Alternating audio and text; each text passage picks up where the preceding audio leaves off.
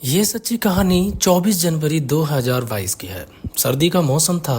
3 दिनों से रुक रुक कर बारिश हो रही थी। तापमान काफ़ी नीचे गिर गया था। बर्फीली हवाएं चल रही थी। सुबह सुबह प्रदीप पाल जल्द घर लौट कर आया था। घर पर मातम पसरा हुआ था। उसकी पत्नी सीमा सिर झुकाए सिसक रही थी। 2 या 3 पड़ोसी उसे चुप करवा रहे थे। पिता कमरे में बेजान से बेड पर बैठे हुए थे। पास के दूसरे बेड पर उसकी मां मृत पड़ी थी। प्रदीप को सीमा ने ही फोन कर जल्द घर आने को कहा था। उसने फोन पर बताया, लगता है माँ जी को रात में दिल का दौरा पड़ा है, वह उठ नहीं रही, तुम जल्दी आ जाओ। कुछ समय में आस पड़ोस के कुछ और लोग आ गए थे। उन्होंने भी कहा, लगता है उनको रात में हार्ट अटैक आ गया। अक्सर अधिक सर्दी के मौसम में बूढ़ों को हार्ट अटैक पड़ जाता है। सीमा ने भी रो टोकर मोहल्ले के लोगों को बताया कि माँ जी को हार्ट अटैक आया और मुझे कुछ पता ही नहीं चल पाया। वह अंतिम बार बात भी नहीं कर पाई। प्रदीप पाल ने जल्दी से माँ के अंतिम क्रियाक्रम की तैयारी शुरू की और बिना किसी डॉक्टरी परीक्षा के उसी रोज माँ का दाह संस्कार भी कर दिया गया। कोरोना के कारण लगी कुछ पाबंदियों की वजह से प्रदीप माँ की अंतिम शव यात्रा के लिए अधिक लोगों को बुला नहीं पाया था। माँ की मौत को 1 महीना भी पूरा नहीं हुआ था कि सीमा के परिवार में एक और बड़ा हादसा हो गया। वह हादसा उसके पति प्रदीप पाल के साथ ही हुआ था। प्रदीप 21 फरवरी 2022 की सुबह बाइक से गौशाला जाने के लिए निकला था।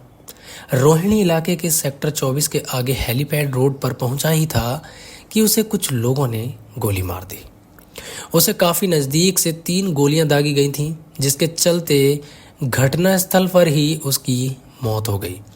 मामला काफी सनसनीखेज था। 2 बाइक पर सवार 5 लोगों ने पिस्तौल लहराते हुए खुलेआम इस वारदात को अंजाम दिया था। दिल्ली के थाना बेगमपुर क्षेत्र में इस घटी घटना से आसपास के क्षेत्र में दहशत फैल गई थी।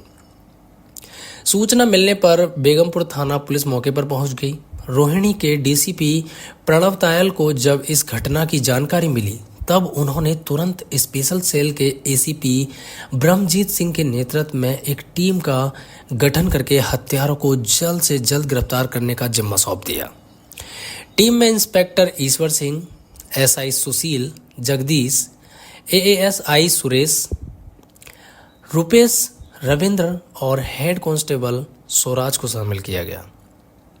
घटनास्थल के आसपास का निरीक्षण करने और चश्मदीदों के बयान नोट करने के बाद लाश का पंचनामा पुलिस ने सब पोस्टमार्टम के लिए भिजवा दिया।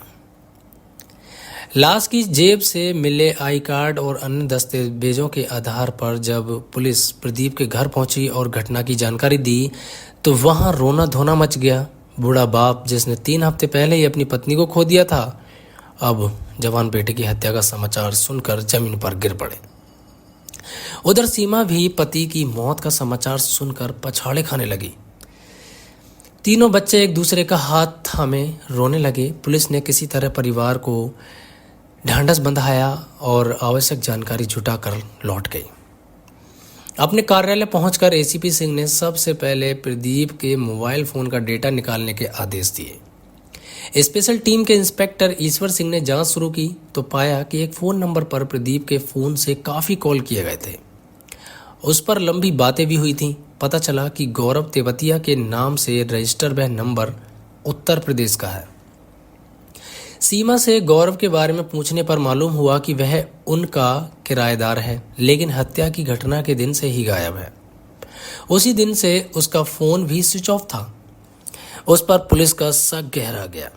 उसके फ़ोन की भी कॉल डिटेल्स निकाल ली गई। पता चला कि उसके फ़ोन से कुछ नंबरों पर लंबी लंबी बातचीत हुई थी। घटना से पहले की रात जिस नंबर पर देर तक बात हुई, वह नंबर बिशन कुमार उर्फ बासु का था। बिशन के फ़ोन नंबर को ट्रैक करते हुए पुलिस ने उसे दिल्ली के सुल्तानपुरी स्थित उसके घर से गिरफ्तार कर लिया। थाने लाकर बिशन से पूछताछ की गई।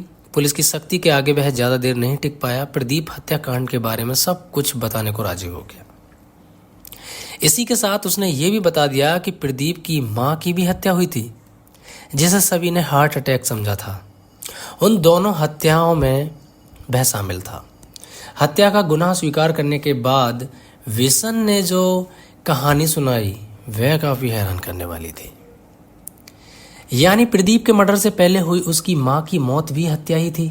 बिशन ने इतनी बड़ी साजिश और क्रूरता को जो रहस्य उद्घाटन किया था, उसका सूत्रधार कोई और नहीं बल्कि प्रदीप की पत्नी सीमा ही थी। बिशन ने बताया कि प्रदीप और उसकी मां की मौत का जिम्मेदार वह अकेले नहीं बल्कि इसमें गौरव तेवतिया भी शामिल था। उन्होंने सीमा के इशारे पर सब कुछ किया था। दोनों ने मिलकर गहरी नींद में सो रही मां का गला दबाकर मार डाला था। उसकी चीख तक नहीं निकल पाई थी। बिशन ने पैसे के लिए यह काम किया, लेकिन गौरव के बारे में वह बहुत जानकारी नहीं दे पाया। बिशन ने प्रदीप पाल की हत्या के लिए रचे गए चक्रव्यूह के बारे में बताया कि 21 फरवरी 2022 की सुबह जैसे ही प्रदीप अपनी गौशाला जाने के लिए अपनी बाइक पर सवार होकर निकला और इधर से सीमा ने तुरंत फोन से इसकी सूचना गौरव को और गौरव ने बिशन को दे दी। खबर पाते ही 2 मोटरसाइकिलों पर बिशन कुमार परमिंदर उर्फ पम्मी, रिंकू पवार, सौरभ चौधरी और प्रशांत निकल पड़े। जल्दी ही उन्होंने हेलीपैड रोड पर प्रदीप के पीछे अपनी बाइक लगा दी और एक जगह काफी करीब आकर उन्होंने उस पर फायर झोंक दिए। गोली लगते ही प्रदीप पाल बाइक से गिरकर झटपटाने लगा और देखते ही देखते उसके प्राण पखेरु उड़ गए। वारदात को अंजाम देकर हत्यारे तेजी से फर्राटा मारते हुए निकल भागे। बिशन के पुलिस की गिरफ्त में आने के कुछ समय बाद ही गौरव तेवतिया समेत दूसरे 4 हत्यारे पम्मी, रिंकू, सौरभ और प्रशांत भी गिरफ्तार कर लिए गए। उनकी उम्र 22 से 27 साल थी। वे छटे हुए बदमाश थे। उनमें कोई दादरी, नोएडा, गाजियाबाद तो कोई बुलंदशहर के निवासी हैं। इनके साथ ही हत्या की साजिश करने वाली सीमा को भी गिरफ्तार कर लिया गया। सीमा और गौरव तेवतिया को आमने सामने बिठाकर जब सख्ती से पूछताछ की गई तब उन्होंने भी बिशन की तरह अपना जुर्म स्वीकार कर लिया। उसके बाद पुलिस ने 7 आरोपियों पर हत्या का मामला दर्ज कर जेल भेज दिया। लेकिन सीमा और गौरव ने जो बातें बताई उसमें उनके बीच करीब 8 साल पुरानी लव स्टोरी सामने आई। उनकी उस प्रेम कहानी में बीते कुछ माह पहले एक बार फिर बहार आई थी। हालांकि सीमा की शादी उत्तरी दिल्ली के रिठाला निवासी प्रदीप पाल के साथ 10 साल पहले तब हुई थी जब वह 21 साल की थी। सीमा की ननिहाल गौतम बुद्ध नगर के दादरी क्षेत्र के चमरावली रामगढ़ गांव में थी। वहीं सीमा के मामा का घर है। शादी के बाद इसी गांव के रहने वाले अपने से छोटे 19 साल के गौरव तेवतिया से सीमा को प्यार हो गया था। दरअसल ननिहाल आते जाते सीमा की गौरव से पहले मुलाकात हुई, फिर बातें और हंसी मजाक। जल्द ही उनके बीच अनैतिक संबंध भी बन गए। यह यौवन की दहलीज पर ये भूल गई थी उसकी शादी हो चुकी है। शादी के बाद उत्तर प्रदेश से दिल्ली आ जाने के कुछ समय तक सीमा के जहन में गौरव की यादें बसी रहीं। उनका मिलना जुलना तो दूर की बात, बातचीत तक बंद हो गई। इस बीच सीमा 3 बच्चों की मां भी बन गई थी। हालांकि सीमा और गौरव दिल्ली एनसीआर में रहते थे। दोनों का परिवार दिल्ली से सटे गाजियाबाद और नोएडा की सीमा में अलग अलग गांवों में रहता है। सीमा ब्याह कर दिल्ली आ गई, लेकिन गौरव अपने माँ बाप के पैसे से ऐश कर रहा था। वह कोई काम धंधा नहीं करता था। सीमा की ससुराल कहने को दिल्ली के एक ग्रामीण इलाके में थी, लेकिन रहन सहन शहरी था। ससुर द्वारा बनवाए हुए घर के ऊपरी हिस्से में दर्जन भर कमरे थे। उन्हें पति प्रदीप ने किराए पर दे रखे थे। उनसे उसकी अच्छी आमदनी हो जाती थी। प्रदीप पाल का दूध का बिजनेस था। भैंसें पाल रखी थीं और दूध सप्लाई का काम करता था। इस काम में वह काफ़ी बिजी रहता था। घर में उसके बूढ़े माता पिता थे। पिता अक्सर बीमार रहते थे, इसलिए घर की देखभाल की जिम्मेदारी सीमा पर आ गई थी। सीमा ससुराल आकर अपनी घर गृहस्थी में जल्दी ही रम गई थी। गौरव कब उसकी जहन से निकल गया पता ही नहीं चला। साल बीतते बीतते उसकी गोद में एक प्यारी सी बेटी आ गई। अगले कुछ सालों में उसने एक और बेटी और उसके बाद एक बेटे को जन्म दिया। मगर उसके बाद सीमा अपनी जिंदगी से उकताने लगी थी। बच्चों की देखभाल और सास ससुर की सेवा बोझ लगने लगी। इसकी एक वजह और भी थी, वह यह कि उसके पति का अधिकतर समय गौशाला और दूध के कारोबार में ही बीतता था। यहाँ तक कि प्रदीप रात में भी सीमा के साथ समय नहीं गुजारता था। वह बाहरी दिल्ली के बेगमपुर एक्सटेंशन इलाके में बनी अपनी गौशाला में ही रहता था। पत्नी की भावनाओं का नहीं रखा ध्यान, घर कुछ समय के लिए ही आता था और फटाफट घरेलू कामकाज निपटा कर फिर कारोबार के सिलसिले में चला जाता था।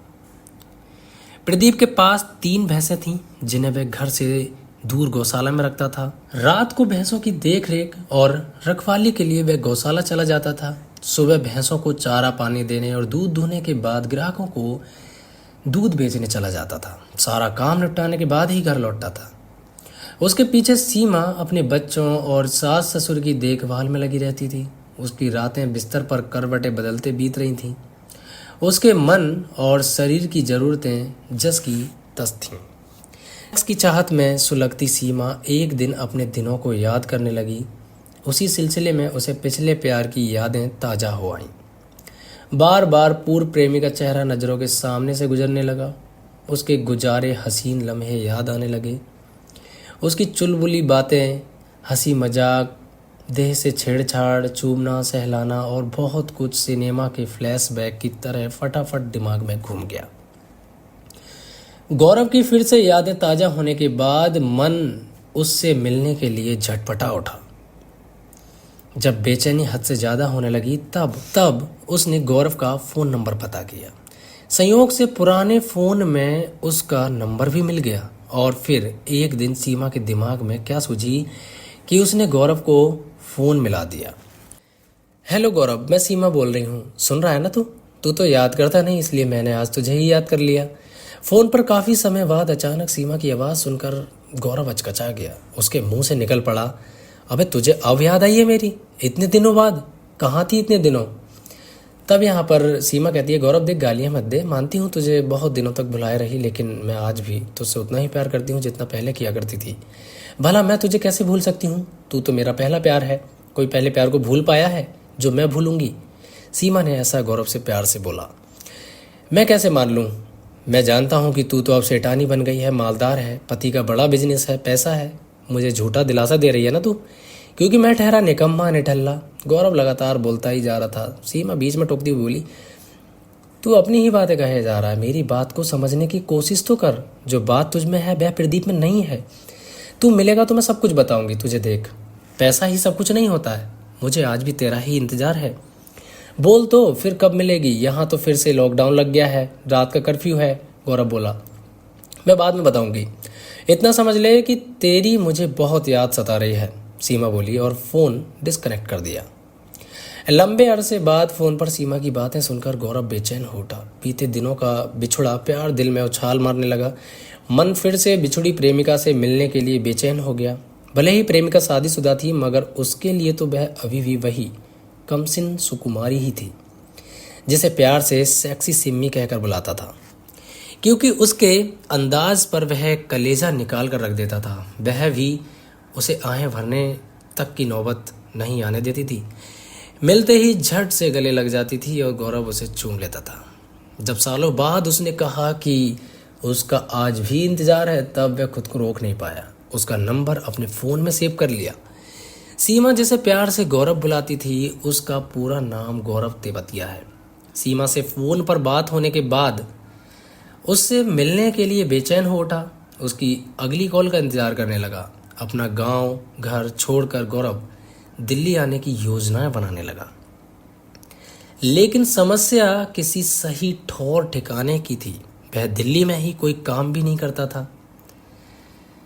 अगले रोज ही उसने सीमा को मिस कॉल की। तुरंत उधर से सीमा की कॉल भी आ गई। कैसा है? दिल्ली आने का मन बना लिया? मन तो बहुत है, मगर क्या मनी प्रॉब्लम है? सीमा ने पूछा। नहीं, दिल्ली में मेरे रहने का इंतज़ाम कोई नहीं है।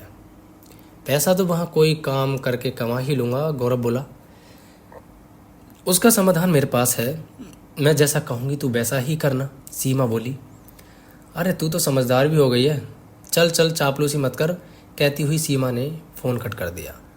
सीमा के इस फ़ोन ने गौरव के दिल में एक बार फिर गुदगुदी पैदा कर दी। उससे मिलने की बेचैनी बढ़ गई। वह उसके ख्यालों में खो गया। ऐसा ही हाल कुछ सीमा का भी था। उसने 2-4 बातें करने के बाद फ़ोन कट तो कर दिया था, लेकिन गौरव की पहले जैसी नज़दीकियाँ पाने के लिए वह बहुत ज़्यादा उतावली थी। वह उसके मुंह से एक बार फिर वही पुरानी वाली बातें सुनना चाहती थी। पति की अनदेखी से आसमान छूती शारीरिक ख्वाहिशों को जल्द से जल्द पूरी करना चाहती थी। उसी दिन रात को घर का सारा काम निपटा कर सीमा ने गौरव को फ़ोन किया। गौरव, तू मुझसे मिलने दिल्ली आजा, मैंने तेरे रहने का सारा बंदोबस्त कर दिया है, सीमा ने फ़ोन पर मनुहार की। पर तेरा पति? गौरव ने शंका जाहिर की। वह शाम को गौशाला चला जाता है, रात में वहीं सोता है, उसकी जिंदगी तो भैंसों के बीच चलती है, सीमा चिढ़ते हुए बोली। कल आ जाऊं? किस मेट्रो स्टेशन पर आना है? गौरव ने पूछा। रिठाला। दिन में 1 बजे गेट नंबर 3 से बाहर निकलना, मैं तुझे वहीं नीचे कुलचे वाले के पास मिल जाऊंगी, मुझे पहचान लेना, मैं फैंसी मास्क पहने रहूंगी, सीमा ने समझाया। अब यहाँ पर गौरव कहता, तू तो एकदम दिल्ली वाली टनाटन हो गई है, क्या बात है? गौरव चहकते हुए बोला। बस ज़्यादा बहकने की ज़रूरत नहीं है, यहाँ हम अनजान बनकर मिलेंगे, इसका ख्याल रखना, सीमा ने समझाया। काल काटने के बाद गौरव को ऐसा लगा जैसे उसकी कई दबी हुई इच्छाएं एक साथ पूरी होने वाली हैं। उसकी बांछें खिल गई। अगले रोज वह दिल्ली आ गया, सीमा की बताई जगह पर समय पर पहुंच गया। सीमा ने जैसा कहा था वैसा ही हुआ। वह सीमा के शहरी लुक और चेहरे पर मास्क लगे होने के चलते नहीं पहचान पाया, लेकिन सलवार सूट के पहनावे और हाथ में दुपट्टा लपेटने के स्टाइल से पहचान लिया। सीमा गौरव को देखते ही पहचान गई, तुरंत बोल पड़ी, तू तो पहले जैसा ही है, जरा भी नहीं बदला। कहाँ चलना है? गौरव बोला। फ़ोन पर तो बहुत चहक रहा था, यहाँ सिट्टी पिट्टी गुम हो गई, सीमा ने मजाक किया। ऐसा नहीं है, मैं तेरे बदलाव को देख रहा हूँ, तू तो बहुत बदल गई है और समझदार भी हो गई, गौरव बोलने लगा। लेकिन सीमा बीच में ही टोकती हुई बोल पड़ी, यहाँ से पास में ही मेरी ससुराल है, दूध वाले का घर पूछेगा तो कोई भी बता देगा। मेरे मकान में किराए के लिए कई कमरे खाली हैं, किराया बहुत अधिक नहीं है, तो एक कमरा किराए पर ले लेना, मेरा पति तुझे किराए पर रख लेगा, उससे कहेगा तो तुझे कोई काम भी दिलवा देगा, सीमा बोली। तू तो पति से कहकर किराया थोड़ा कम करवा देना, गौरव बोला। पागल है क्या तू? पति की नज़रों में अनजान बने रहना, वहाँ उसे जरा भी एहसास नहीं होना चाहिए कि तुझे पहले से जानती हूँ मैं। अच्छा तो ये बात है, गौरव बोला। तो उससे आज ही 5 बजे से मिलकर किराया हाथ पर रख देना, पूरा नहीं तो कुछ एडवांस ही दे देना, वह कमरा दे देगा। बस ध्यान रहे उसके सामने ना तू मुझे जानता है और ना मैं तुझे। समझ गया ना? सीमा बोली। हाँ बिल्कुल समझ गया। अब आगे जो गौरव धीमे से बोला, मैं यही सुनने के लिए कब से बेचैन थी, ऐसा सीमा ने बोला, क्योंकि गौरव बहुत कुछ ऐसी बातें बोलता था सीमा को जो बहुत ज़्यादा अच्छी बातें लगती थी। ऐसा ही कुछ अभी गौरव ने गाली देते हुए उसको कहा। एडवांस कितने महीने का देना होगा? गौरव ने पूछा। कुछ भी दे देना, वह मान जाएगा। कई कमरे खाली हैं, पैसे नहीं हैं तो बोल, मैं लाई हूँ, सीमा बोली। नहीं, उसकी ज़रूरत नहीं है। सीमा के कहने के मुताबिक गौरव प्रदीप से मिला, 2 महीने का एडवांस किराया देकर कोने का कमरा किराए पर ले लिया, क्योंकि उस कमरे से सीमा की रसोई साफ साफ दिखती थी। कमरा किराए पर लेकर वह उसी रोज़ अपने गांव लौट गया। अगले रोज कुछ जरूरी सामान के साथ वापस आ गया। आते ही उसने प्रदीप से मुलाकात की, उससे कोई काम दिलवाने के लिए भी कहा। उसके बाद से सीमा और गौरव को एक दूसरे की झलक पाने के लिए तरसना नहीं पड़ता था।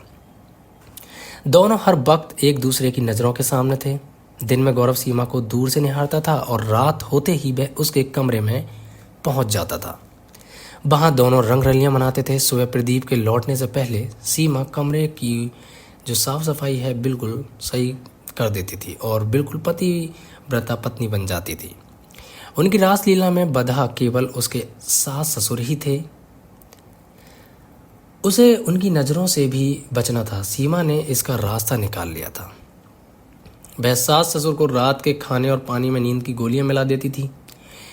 गोलियां गौरव लाकर देता था। सीमा के ससुर पहले ही बीमार रहते थे। नींद की दवा मिला खाने के बाद वह तुरंत गहरी नींद में सो जाते थे। मगर सीमा की सास पर दवा का असर कुछ कम ही रहता था। वह अक्सर नींद से जग जाती थी। ऐसे ही एक रात जब गौरव सीमा के कमरे में था, प्रदीप की माँ की आंखें खुल गईं।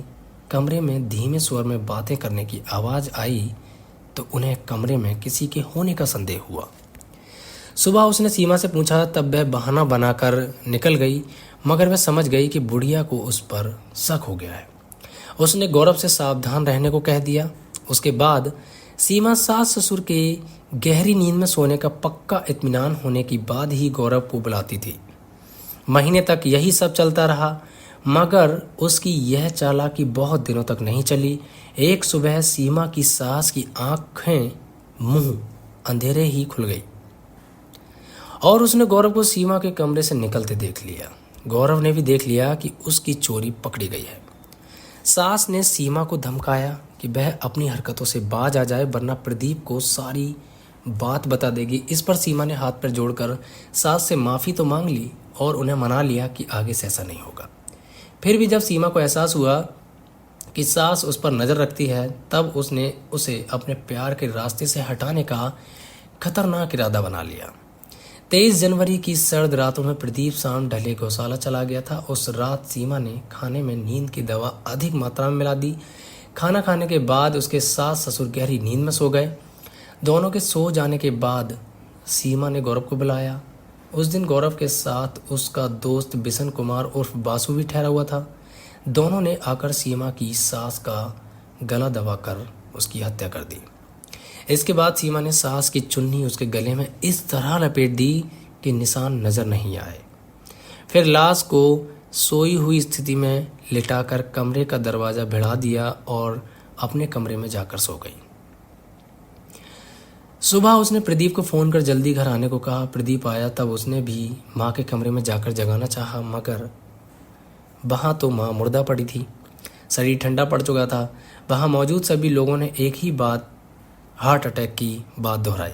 मगर प्रदीप की हत्या के बाद यह सच उजागर हुआ कि वह भी हत्या थी, जिसको बहू के इशारे पर उसके प्रेमी ने अंजाम दिया था। सीमा अब अपनी बाकी की जिंदगी प्रेमी गौरव तेवतिया के साथ बिताना चाहती थी, इसलिए अपने मिशन में रोड़ा बने पति प्रदीप को भी हमेशा के लिए हटाना चाहती थी। इस बारे में उसने अपने प्रेमी गौरव से बात की तो वह इसके लिए तैयार हो गया। दादरी निवासी गौरव तेवतिया ने इस बारे में प्रेमिका सीमा के साथ योजना बनाई। यह काम गौरव अकेला नहीं कर सकता था। इस संबंध में उसने अपने ही गांव के रहने वाले परविंदर से बात की। परविंदर उसका साथ देने को तैयार हो गया। परविंदर की मार्फत बुलंदशहर उत्तर प्रदेश निवासी रिंकू, सौरभ चौधरी, प्रशांत और दिल्ली के सुल्तानपुरी निवासी बिशन कुमार से बात हुई। इन सभी को 4-4 लाख रुपए देने तय हुए। गौरव तेवतिया की पिछले दिनों रेलवे ने कुछ जमीन अधिग्रहित की थी, जिसके बदले में उसे मोटा पैसा मिला था। इसलिए उसने प्रेमिका से कह दिया था कि सुपारी के 20 लाख वह अपने पास से दे देगा। योजना के अनुसार 21 फरवरी 2022 को सभी आरोपी 2 मोटरसाइकिलों से उसी रास्ते में पहुंच गए जहां से प्रदीप अपनी गौशाला जाता था। फिर मौका देखकर उन्होंने प्रदीप की गोली मारकर हत्या कर दी। पुलिस ने सभी आरोपियों से पूछताछ करने के बाद उनकी निशानदेही पर वारदात में प्रयुक्त 2 मोटरसाइकिलें, 3 पिस्टल और 10 जीवित कारतूस, 6 मोबाइल फोन आदि बरामद कर लिए। इसके बाद पूछताछ कर सभी को रोहिणी स्थित कोर्ट में पेश किया, जहां से सभी को जेल भेजा गया। इस पूरे घटनाक्रम से प्रदीप के बीमार पिता गहरे सदमे में आ गए। उनके कंधों पर प्रदीप के 3 छोटे छोटे बच्चों की जिम्मेदारी आ गई। तो ये थी दोस्तों आज की कहानी। आपको कैसी लगी कमेंट करके हमें ज़रूर बताइएगा, और थोड़ा बहुत भी अगर हमें अच्छा फील कराना चाहते हो तो हमारे चैनल को सब्सक्राइब करें और इस वीडियो को लाइक करें।